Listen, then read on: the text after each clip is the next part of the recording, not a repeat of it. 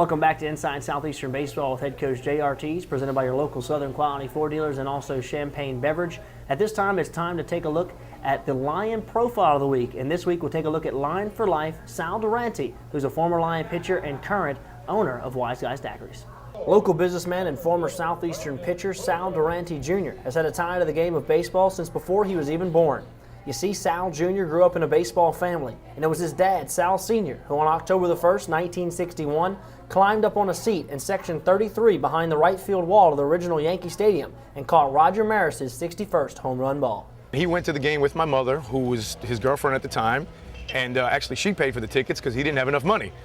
So they bought the tickets, and he just wanted to catch a batting practice home run in right field. Didn't expect to catch the home run ball or anything like that. And actually they had separated seats. As the game was going, he said, let's switch seats. He wanted my mom to sit with the other two people because she was kind of alone. So they switched seats. About an inning later, the ball was hit in the fourth inning, that's right. Jumped up on the seat as soon as he recognized the ball. He was a ball player, so he kind of recognized the flight of the ball was over his head. Jumped up, barehanded, one hand, and the rest is history. The ball ended up in Cooperstown, and Sal Sr., who was from New York, along with his wife, Rose Marie, went on to have a son, Sal Jr., who played baseball for Southeastern from 1989 to 1993. And Sal Jr. found the move from the Big Apple to Hammond easier than expected. Probably easier for me to come down here than someone from here to go up to New York. It was very mellow, very laid back. Southeastern was about half the size of what it is now. It was about 8,000 students.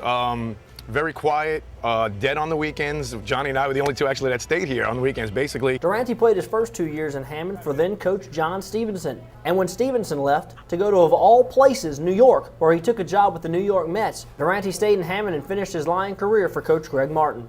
Coach Martin was an assistant coach the whole time while we were here, and Johnny Brechtel and Mark Gosnell were also assistant coaches, and they just all kind of took a step up. So it was really an easy transition. We knew each other, we were comfortable with each other, and that wasn't real hard at all. When his baseball career ended, Durante stayed in Hammond, got married, and was a partner in several business ventures, one of which is Wise Guys Daiquiris, which has 2 locations in the area. Durante bought a house a couple blocks from Alumni Field and has stayed connected to the community and the Southeastern Baseball program. Business has been great for the last 15 years. I have a great family. We live around the corner from the baseball field, so I didn't really venture far from the baseball field. And Southeastern Baseball is really my whole life and the whole reason I'm here. Sal still comes to games with his family, and on most game nights you can find him standing along the first base line near the Wise Guys Daiquiri stand, selling daiquiris and cheering for the team that he has always been a part of, which makes Sal Durante Jr. a Lion for life. Coach Sal's a guy who came down here to play baseball at Southeastern and has stuck around our community and really exemplifies Lion for life.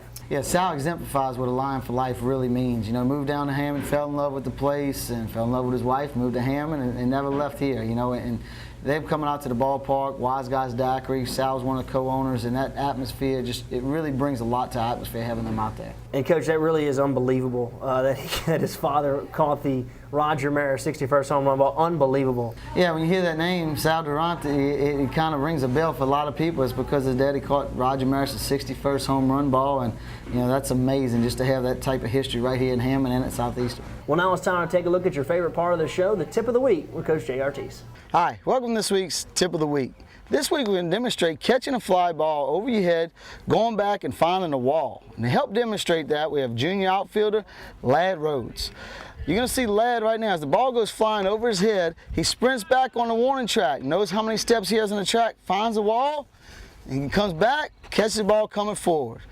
It's really important that a young outfielder knows the warning track, how many steps it takes him to get to that wall so he can protect himself. Now you're going to see it in full speed. As Ladd goes back, ball's up, gets behind it, catches it coming forward. That is this week's Tip of the Week.